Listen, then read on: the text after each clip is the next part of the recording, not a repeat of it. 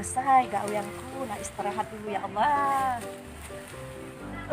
Ala kejerinya ya Allah Tuhan. Masih banyak barangkali tangkuit gaweanku itu nih. Istirahat dulu aku Coba ya Allah lah kelemaknya pajuarian setuwo iko Makan dulu Tak betul lah kek ni. Di Meranjat ada tak yang macam ni? Tak apa. Dekat kampung Meranjat ni masih ada tak kebun rambutan? Kalau nak jalan-jalan, nak tengok-tengok tempat selfie ke, nak tangkap gambar tu, masih ada tak?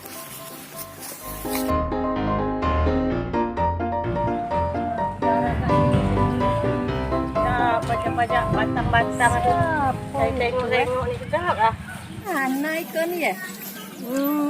Iya, betul. Kau Yana, anak Siti Pembongan itu? Iya. Bicik Ila ke? Iya. Baru balik ya? Iyalah baru balik. Sehat lah kamu? Sehat. Pak mana di Siti Pembongan? Baik. Alhamdulillah. Makcik, mau tak kek macam ni?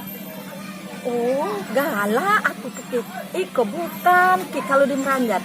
Iko bolu. Tak keren lah nama dia kek bolu. Kat sana dia ke Malaysia dia punya nama kek lah. Kalau di Meranjat bolu ya nah. Sudahlah Yana, bakso Meranjat, bakso Malaysia kau Yana. Aku nih ringam dengar kau bakso itu. Aku tak ngerti sebenarnya bakso kau itu nih. Bakso Meranjat baik kau. Macam mana lah makcik ya? Saya nak ubah bahasa saya ni. Saya ni macam dah tak ingat lagi dah cakap Meranjat. Saya cuma cakap Malaysia sajalah. Sudahlah Yana. Kau tuh orang Meranjat iko lala tahu. Mak bapakmu tuh gede munyangmu juga. Orang lah tahu galau Yana.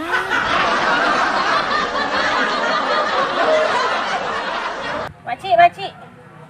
Apalah ni makcik? Saya macam dah tak tahu lagi ni. Yang apa jumu tadi Yana? Kau tak tahu makanan iko Yana? Iko nih makanan gede munyang gitu. Gede kau tak tahu?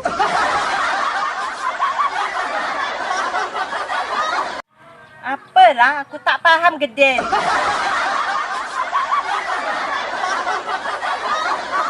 Kau tak tahu nama Iko di bongkol. Dah, buat aku beli kau Iko.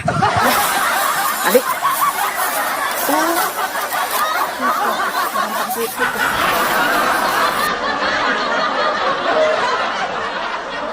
Apalah makcik ni? Orang nak tanya bongkol pun nak marah.